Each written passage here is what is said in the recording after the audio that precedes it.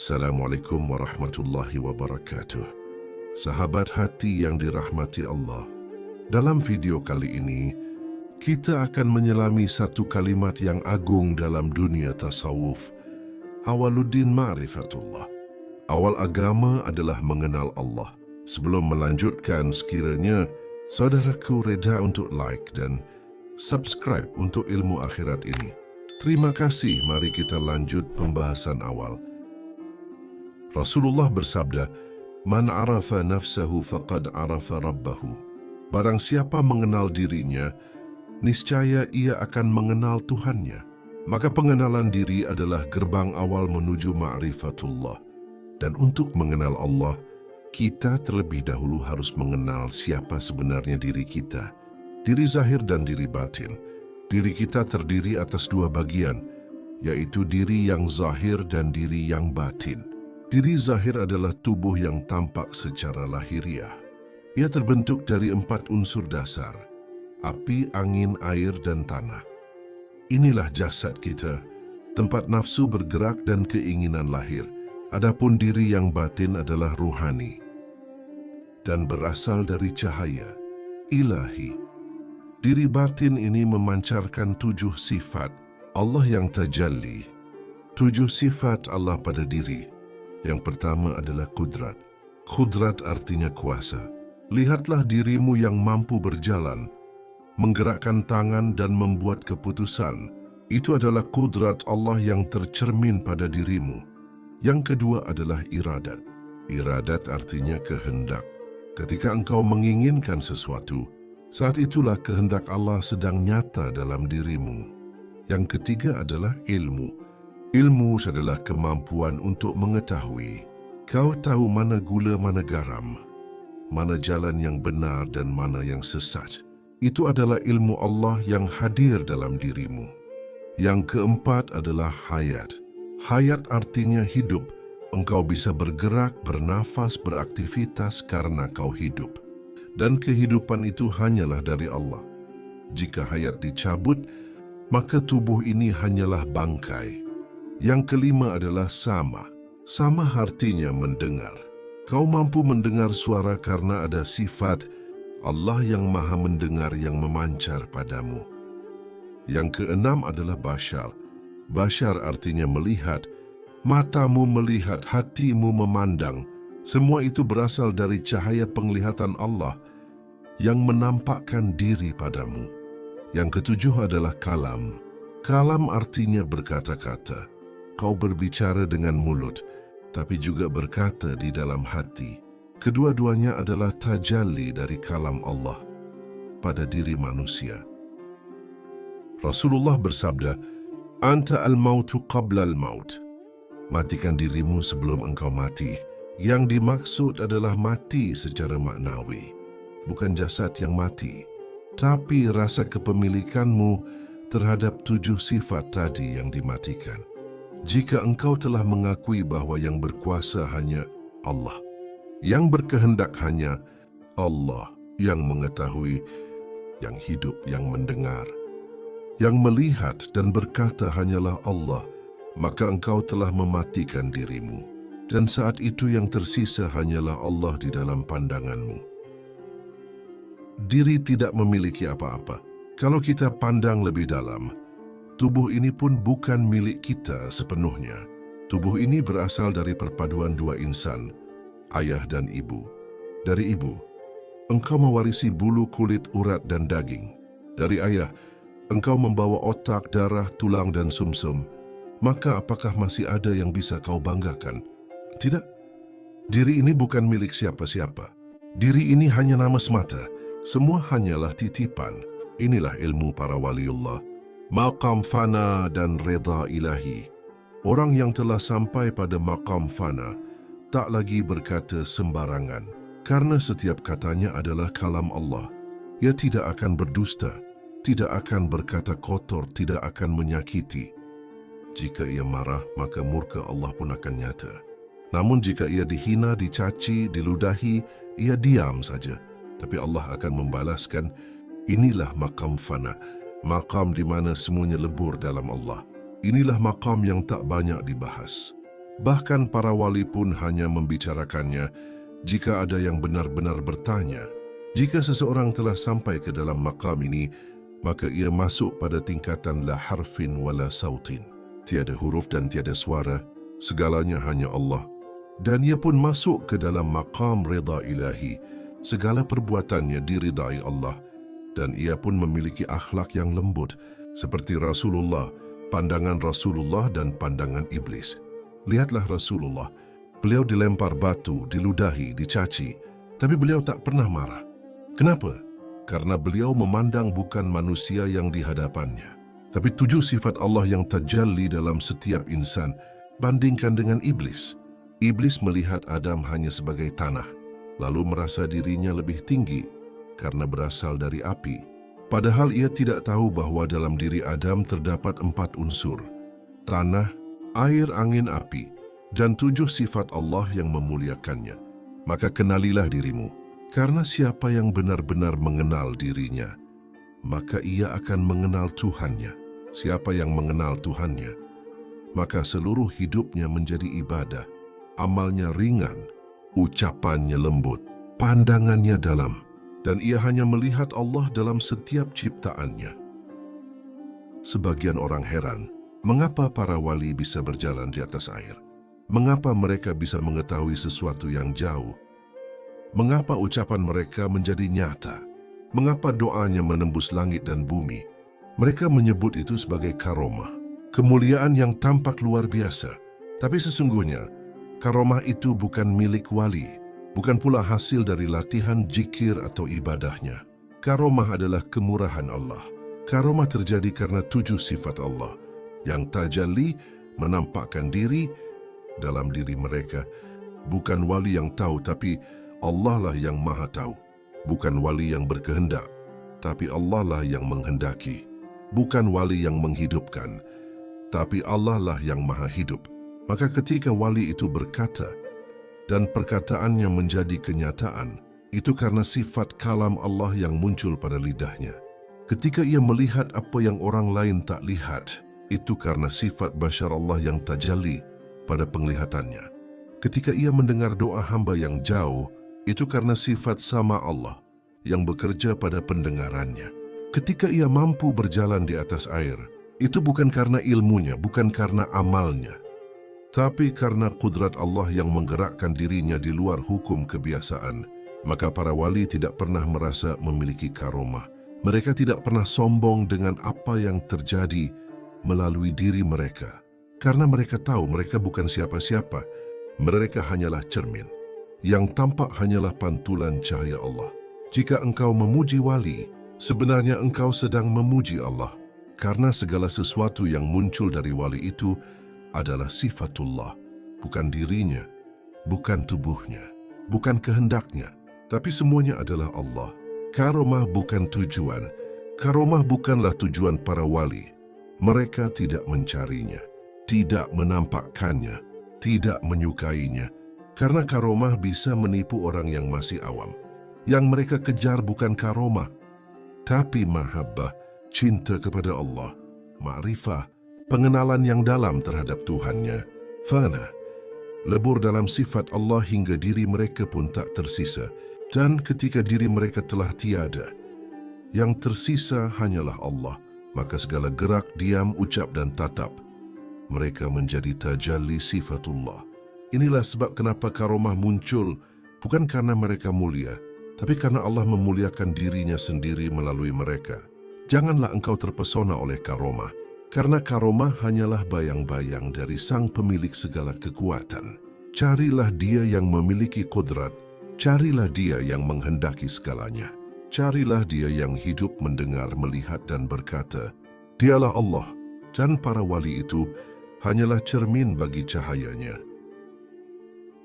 Banyak orang awam salah paham terhadap ilmu tasawuf. Mereka mengira bahwa ketika seseorang mempelajari hakikat, maka ia tidak lagi butuh kepada syariat. Mereka menyangka bahwa orang yang berjalan di jalan makrifat akan meninggalkan solat, puasa, dan amal-amal lahiriah. Padahal itu adalah pemahaman yang keliru. Sangat jauh dari ajaran para wali dan para sufi sejati. Tasawuf bukanlah jalan meninggalkan syariat. Tasawuf justru menghidupkan syariat dengan ruhnya. Syariat adalah perintah lahir, dan hakikat adalah cahaya di balik perintah itu. Hakikat adalah isi, syariat adalah kulit. Para ulama tasawuf berkata, syariat itu kulit dan hakikat itu isi. Kulit melindungi isi, dan isi memberi makna kepada kulit. Keduanya tidak dapat dipisahkan. Jika engkau hanya mengambil syariat tanpa hakikat, maka ibadahmu kering, hanya rutinitas jasad. Tapi jika engkau hanya mengejar hakikat tanpa syariat, maka engkau tersesat dalam angan-angan. Contohnya seperti ini, ketika kamu haus lalu muncul keinginan untuk minum, itulah hakikat, hati yang merasakan, dan kehendak yang muncul dalam batin. Lalu tubuhmu bergerak menuju gelas, mengambil air, dan meminum. Inilah syariat, yaitu perbuatan lahiriah. Maka syariat adalah gerakan yang tampak, hakikat adalah dorongan batin yang tersembunyi. Keduanya berjalan bersama, tak bisa dipisahkan. 7 sifatullah adalah hakikat. Para wali mengajarkan bahwa hakikat sejati adalah 7 sifat Allah yang tajalli dalam diri manusia, yaitu qudrat, iradat, ilmu, hayat, sama, bashar, dan kalam. Tapi manusia sering keliru. Ia mengira bahwa semua itu miliknya. Ia berkata, "Aku yang tahu, aku yang bisa, aku yang mau, aku yang berkata." Padahal itu sudah qadim atau sudah sedia. Jika kita masih mengaku-ngaku, maka kita telah mengambil hak Allah. Inilah akar dari kesyirikan yang halus. Syirik dalam pengakuan, syirik dalam rasa memiliki. Maka para sufi melepaskan pengakuan itu. Mereka mengatakan, yang tahu hanyalah Allah, yang berkuasa hanyalah Allah, yang hidup, mendengar, melihat, dan berkata hanyalah Allah. Inilah mati maknawi, yaitu mematikan ego dan rasa memiliki terhadap 7 sifat itu, dan mengembalikannya semua kepada Allah. Syariat dan hakikat tidak bisa dipisah. Kesalahan sebagian orang adalah karena mereka memisahkan antara syariat dan hakikat. Mereka berkata, kami cukup sholat, tak perlu belajar hakikat. Atau sebaliknya, kami sudah belajar makrifat, tak perlu lagi sholat. Dua-duanya keliru. Tasawuf yang sejati tidak memisah keduanya. Syariat adalah jalan kaki, dan hakikat adalah tujuan hati. Syariat adalah bentuk, dan hakikat adalah ruh. Tanpa ruh, bentuk menjadi kosong. Tanpa bentuk, ruh tidak punya wadah. Seperti cahaya di dalam lampu. Lampu itu syariat. Cahayanya adalah hakikat. Tanpa kaca lampu, cahaya akan menyebar liar. Tanpa cahaya, lampu hanya benda mati. Lenyap dalam 7 sifatullah. Ketika seorang hamba telah melepaskan semua pengakuan diri, maka ia akan lenyap bersama 7 sifat Allah yang tajalli dalam dirinya. Tidak ada lagi rasa memiliki. Tidak ada lagi aku yang berkuasa, aku yang tahu atau aku yang hidup. Yang tersisa hanyalah Allah. Segala gerak dan diamnya, ucap dan tatapnya, semuanya adalah pantulan dari nurullah. Inilah keadaan para wali. Mereka telah fana billah, lebur dalam Allah. Sehingga hidup mereka menjadi ibadah yang tiada henti. Ibadah tanpa henti. Apa sebab ibadahnya tidak pernah berhenti? Karena ia telah mutlak berserah diri kepada Allah. Tidak ada kehendak selain kehendak Allah. Tidak ada kuasa selain kuasa Allah. Maka setiap geraknya adalah taat. Setiap diamnya adalah zikir. Setiap ucapannya adalah kebenaran. Bahkan ketika mereka duduk diam, tafakur dalam sunyi, tanpa disadari, lisan mereka mengucap kata-kata yang tak biasa. Tapi itu bukan sembarang kata. Itu adalah pancaran dari nurullah yang keluar melalui lisan yang telah suci dari diri. Lisan yang tak lagi berkata atas nama nafsu, tapi atas nama Tuhan yang menghidupkan segalanya. Makna tak sadar. Terkadang kita melihat para wali duduk mengawang-awang di atas sajadah. Mereka diam, tersenyum, meneteskan air mata, atau memejamkan mata dalam lamunan yang dalam. Orang awam berkata, mereka seperti orang tak sadar. Tapi ketahuilah, tak sadar di sini bukan berarti gila, bukan pula mabuk, tapi tenggelam, larut dalam keasikan dengan Allah. Hatinya tak lagi memandang dunia, Dirinya telah masuk ke dalam samudra makrifat yang luas. Keadaan ini disebut fana billah, lenyap dalam kehadiran Allah. Jiwanya larut, hatinya luluh, dirinya tak punya lagi kehendak selain kehendak Allah. Syekh Siti Jenar dan Al-Hallaj. Keadaan seperti inilah yang dialami oleh Syekh Siti Jenar dan Al-Hallaj. Keduanya telah masuk ke dalam maqam sirrullah, yaitu rahasia terdalam yang tak dapat dijelaskan dengan huruf dan suara. Ketika mereka berkata, Ana al-Haq, itu bukan berarti mereka mengaku sebagai Tuhan. Tapi karena yang berbicara bukan lagi dirinya, yang berkata adalah nur Allah yang bertajalli dalam dirinya, sehingga kata-katanya adalah pantulan dari yang maha benar. Mereka pun tak lagi takut pada kematian, karena bagi mereka mati adalah pertemuan. Mereka tak takut kepada hukuman manusia, karena yang mereka lihat hanyalah Allah dalam segala hal. Inilah rahasia para wali. Ibadah mereka tiada henti bukan karena banyaknya amal, tapi karena seluruh hidup mereka telah menyatu dengan kehendak Allah. Semoga kita diberi taufik untuk menelusuri jejak mereka, bukan untuk menjadi seperti mereka, tapi untuk memahami cahaya kebenaran yang memancar dari jalan mereka. Karena jalan tasawuf adalah jalan cinta, jalan tunduk, dan jalan melepas segala rasa memiliki, hingga tak ada yang tersisa, kecuali Allah semata. Surat Yunus ayat 62-63. Ala inna awliya Allahi la khawfun alaihim wa la hum yahzanun. Ingatlah, sesungguhnya wali-wali Allah itu tidak ada rasa takut pada mereka, dan mereka tak bersedih hati. Alladzina amanu wa kanu yattaqun, yaitu orang-orang yang beriman dan selalu bertakwa. Penjelasan makna ayat la khaufun alaihim artinya tidak ada ketakutan atas mereka. Para wali tidak takut kepada ancaman manusia, kepada dunia, bahkan kepada kematian, karena hati mereka telah tertambat hanya kepada Allah.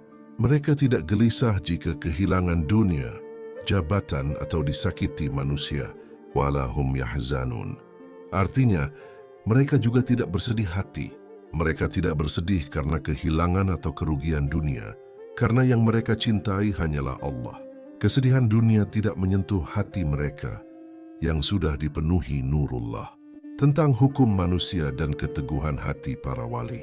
Para wali Allah memang tidak takut pada hukum-hukum manusia karena mereka tidak melawan hukum, tapi melampaui hukum. Dalam arti mereka hidup dalam kehendak Allah. Jika mereka dihukum manusia karena perkataannya yang dalam, itu bukan karena salah, melainkan karena manusia tak memahami maqam mereka. Seperti Al-Hallaj, ia tidak melawan, ia dihukum dan tetap tenang. Seperti Syekh Siti Jenar, ia tak melarikan diri, karena bagi mereka, Allah lah Raja segala hukum. Kenapa para wali tidak takut dan tidak bersedih? Karena mereka tidak melihat dunia sebagai tujuan. Dunia hanyalah bayangan, yang hakiki hanyalah Allah.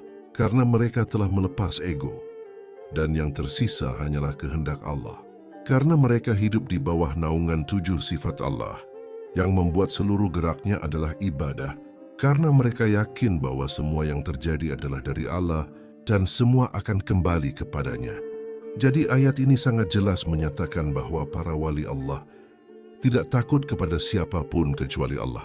Tidak sedih karena kehilangan dunia. Tidak goyah oleh ancaman, hinaan atau kematian. Dan hidupnya adalah ibadah yang tiada henti. Ala inna awliya Allahi la khawfun alaihim wa la hum yahzanun. Inilah para wali. Tenang hatinya, tajam pandangannya, dan lebur dirinya dalam cinta kepada Allah. Tanda-tanda memasuki makam kewalian. Kewalian bukan soal sorban, jubah atau karomah yang menakjubkan, bukan pula soal pengakuan atau gelar dari manusia. Kewalian adalah makam ruhani, di mana seorang hamba mulai dilebur oleh cinta dan cahaya Allah. Ada tanda-tanda yang halus, yang tak tampak oleh mata kasar, tapi terasa dalam hati yang jujur dan bersih. Tanda pertama adalah hati yang mulai takut mengambil hak Allah. Ia mulai berhati-hati dalam merasa memiliki. Ia tak lagi berkata, aku bisa, aku tahu, aku ingin. Karena ia sadar, semua kudrat, iradat, ilmu, hayat, sama, bashar, dan kalam bukanlah miliknya. Semua itu hanya milik Allah. Tanda kedua, hati mulai merasa berat dalam perbuatan sia-sia. Bahkan bercanda pun dijaga. Bukan karena ingin terlihat alim, tetapi karena jiwanya tidak betah jauh dari zikir. Ia memilih diam daripada berkata kosong, karena diamnya kini adalah zikir batin yang tak terdengar.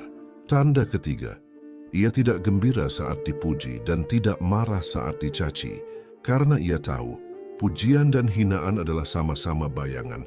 Yang penting bukan penilaian manusia, tetapi pandangan Allah di dalam hatinya. Tanda keempat, ia mulai larut dalam tafakur. Bahkan tanpa sadar ia duduk lama, memandang sunyi, dan merasakan kehadiran Allah lebih nyata dari dunia di sekitarnya. Tangisnya datang bukan karena dunia, tapi karena rindu yang tak tertahankan pada Rabb-nya. Tanda kelima, ia mulai mencintai kesendirian. Karena di dalam sepi, ia merasa dekat.